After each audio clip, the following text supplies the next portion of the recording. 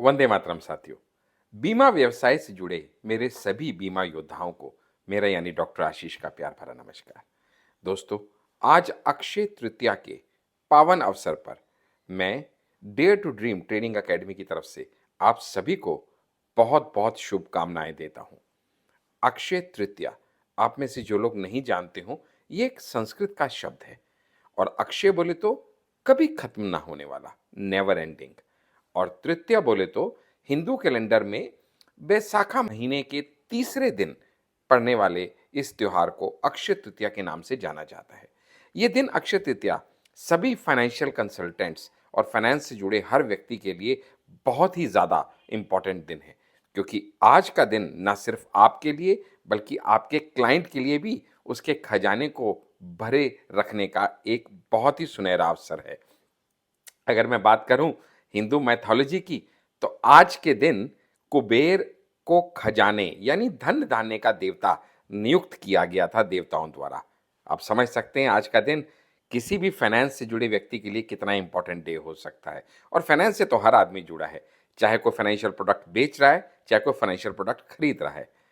दूसरी बात, अगर मैं कहूं कि आप ये कहेंगे कि डॉक्टर साहब इसको अक्षय कभी खत्म ना होने वाला का संबोधन क्यों दिया गया, तो इसके पीछे भी एक पौराणिक कथा जुड़ी हुई है। कथा है महाभारत के समय की।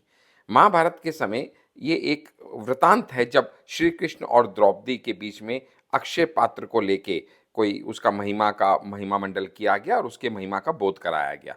कहानी क्या थी वो समझ लेते हैं कि जब पांडव अज्ञातवास में चल रहे थे, उस समय जंगल में खाने खाने को दाने दाने को वो मोहताज थे।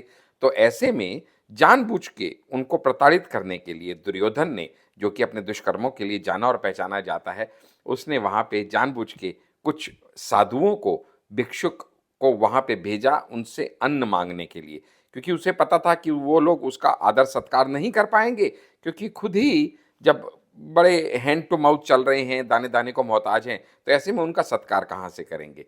कहते हैं ना, मुफलिसी में जेब में जरा छेद क्या हुआ, मुफलिसी में जेब में जरा छेद क्या हुआ कि चिल्लर से पहले कुछ रिश्ते गिर पड़े। ठीक यही हाल उस समय पांडवों का था। लेकिन खैर, उस समय अब जो भी हुआ, वहां पे दुर्योधन के भेजे जाने पे ऋषि मुनि वहां पहुंच गए।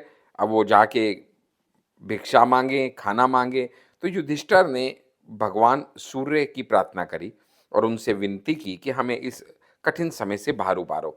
तो भगवान सूर्य ने उनको एक अक्षय पात्र दिया और वो अक्षय पात्र की खासियत ये थी कि उसमें खाना कभी खत्म नहीं होता था जब तक कि द्रौपदी उसमें से खाना ना खा ले। द्रौपदी खाना खा ले, उसके बाद वो अक्षय पात्र का खाना खत्म हो जाता था, उससे पहले वो नेवर एंडिंग था। ठीक है जी। अभी उस सबको खाना खिलाया गया, द्रौपदी ने भी अंत में खाना ग्रहण किया। तभी क्या हुआ, ऋषि दुर्वासा का वहां पे आगमन हुआ। हम सब जानते हैं ऋषि दुर्वासा बहुत ही ज्यादा क्रोध के लिए जाने जाते थे। अब ऐसे में उनके क्रोध से बचने के लिए अब क्या किया जाए, तो द्रौपदी ने श्री कृष्ण को याद किया। वही श्री कृष्ण जिसने पहले भी उनकी लाज की रक्षा की थी, वही श्री कृष्ण को उसने फिर से बुलाया कि श्री कृष्ण फिर से हमारी लाज की रक्षा कीजिए। श्री कृष्ण वहां पे प्रकट हुए। उन्होंने देखा कि उस पात्र के अंदर कुल 3 दाने चावल के अभी भी चिपके हुए पड़े हुए थे। तो उन्होंने भगवान होने के नाते उन 3 दानों का ग्रहण किया, उन 3 दानों को खाया, जिससे कहते हैं कि पूरी दुनिया की भूख समाप्त हो गई, क्योंकि श्री कृष्ण के अंदर पूरी दुनिया समाई थी। और अगर पूरी दुनिया की भूख समाप्त हो गई तो वो साधु और भिक्षुक की भूख भी समाप्त हो गई, जिसके चलते उनके प्रकोप से उस समय पांडव बच पाए। तो ये भी अक्षय तृतीया के बारे में कहा जाता है। दूसरा एक और चीज है, अक्षय तृतीया जो है भगवान परशुराम के जन्मदिन के रूप में भी मनाया जाता है ये त्योहार। भगवान परशुराम के बारे में इतना ही बताऊंगा कि वो विष्णु के छठे अवतार के रूप में पूजे जाते हैं। आज ही के दिन, अक्षय तृतीया के दिन, जो ऋषि व्यास थे, उन्होंने भगवान गणेश को महाभारत महाग्रंथ का जो है श्रवण किया था, उनको सुनाया था। ये भी मान्यता है। ये भी मान्यता है कि आज ही के दिन, अक्षय तृतीया के दिन, माँ गंगा पृथ्वी पर अवतरित हुई थी। इसीलिए यमुनोत्री और गंगोत्री के मंदिर के पट आज के दिन खोलकर 4 धाम यात्रा का शुभारंभ किया जाता है, वो भी अभिजीत मुहूर्त वाले समय पे, अक्षय तृतीया के दिन पे। चलिए और बताता हूं। आज ही के दिन, अक्षय तृतीया के दिन, सुदामा ने भी लॉर्ड कृष्णा को द्वारका नगरी में विजिट किया था। और उनको जो था नेवर एंडिंग धन्य धान्य की प्राप्ति हुई थी।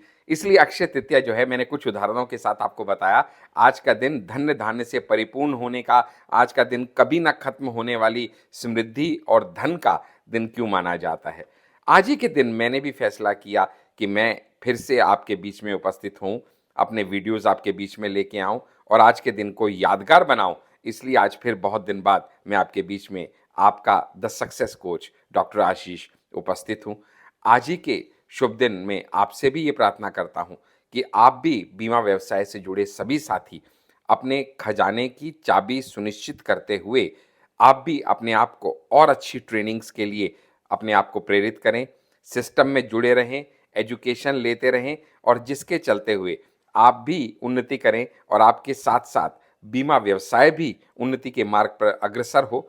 और इसके साथ साथ जिन क्लाइंट्स, जिन प्रॉस्पेक्ट्स को आप मिलके बीमा के बारे में बताते हैं, बीमा बेचने का प्रयास करते हैं, उनका जो है फाइनेंशियल प्लानिंग करते हैं, तो उनका भी जीवन धन्य धान्य से समृद्ध हो। मैं अपने सभी बीमा योद्धाओं से आज आह्वान करता हूं कि क्यों नहीं आज के दिन आप कुछ ऐसा करें कि आज का दिन आपके लिए यादगार बन जाए। प्रयास करें आज के दिन में 11 पॉलिसी करने का या 1 लाख का प्रीमियम करने का। आज के दिन को यादगार बनाएं। और इसके साथ साथ मैं ये भी कहूँगा कि जितनी कहानियाँ मैंने, जितने वृतांत मैंने आपको सुनाए, उन वृतांतों को आज के दिन अपने क्लाइंट्स को सुनाएं, उनको भी आज के दिन की महिमा बताएं और उनको भी अपना खजाना भरे रखने का ये सुनहरा सुझाव दें कि वो भी LIC पॉलिसी लेके वो भी अपना जीवन जो है धन्य धान्य से भरपूर रखें। खुद भी अपने रिटायरमेंट प्लानिंग करें, अपने नहीं रहने के बाद अपने परिवार की रिस्क प्लानिंग करें, यानी पैसा उनके घर में निरंतर आता रहे, चाहे वो आए चाहे ना आए, ऐसा सुनहरा अवसर उनको प्रदान करें। इन्हीं शुभकामनाओं के साथ कि भगवान आपको धन्य धान्य से भरपूर रखे, समृद्ध रखे, सुखी रखे। मैं डॉक्टर आशीष, आपका the success coach dare to dream training academy की तरफ से अब आपसे विदा चाहता हूं। अगले वीडियो के साथ जल्दी ही फिर मुलाकात होगी। तब तक के लिए नमस्कार।